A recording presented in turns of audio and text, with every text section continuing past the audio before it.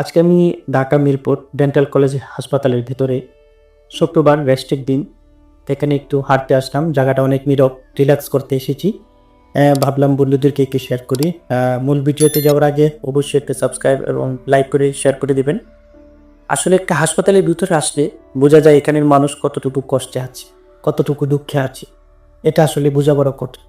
এইসব দেখার পর কিন্তু নিজেকে কষ্টে থাকলেও সুখী মনে হয়, শুকরিয়া আদায় করতে ইচ্ছা হয় যে আলহামদুলিল্লাহ আমি অনেক ভালো আছি।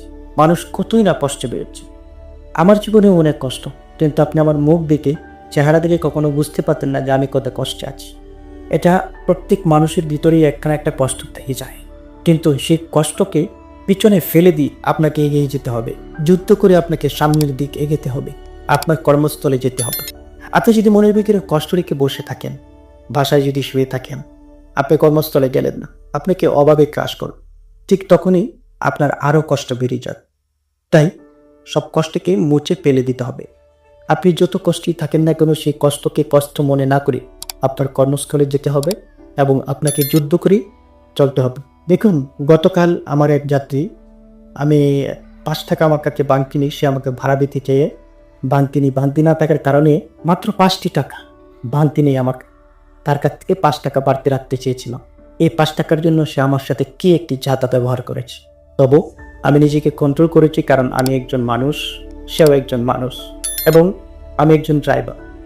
একজন প্যাসেঞ্জার আমার কাছে অবশ্যই সম্মানী ব্যক্তি, তাকে আমার সম্মান দিতে হবে। তাকে আমি স্যার ডেকে তাকে সম্মান করে আমি চলে এসেছি। কিন্তু এখানে যদি আমি কষ্ট পেয়েছি অনেক, সেই কষ্টটাকে যদি আমি আমার শরীরের সাথে মিশিয়ে আমিও রাগান্বিত পেতাম, তাহলে অবশ্যই তার সাথে একটি ঝগড়া হয়ে যায়।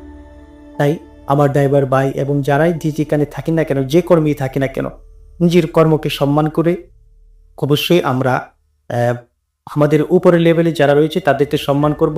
তারা কোনো কিছু যদি রাগান্বিত হয়, অবশ্যই তাদেরকে সম্মান করে নিজের রাগটাকে কন্ট্রোল করে চলে আসবেন। তাহলে আপনি দেখবেন আপনার অর্ধেক কষ্ট কমে যাচ্ছে। জীবনে কষ্ট থাকবেই, কষ্টকে কখনো আপনি দূরে ঠেলে দিতে পারবেন না। আপনাকে সফল হতে হলে সেই কষ্টকে মাটি দিতে হবে। আপনারা একটা কথা জানেন, প্রায় কিন্তু হারাম, আর রেগে গেলেন তো হেরে গেলে।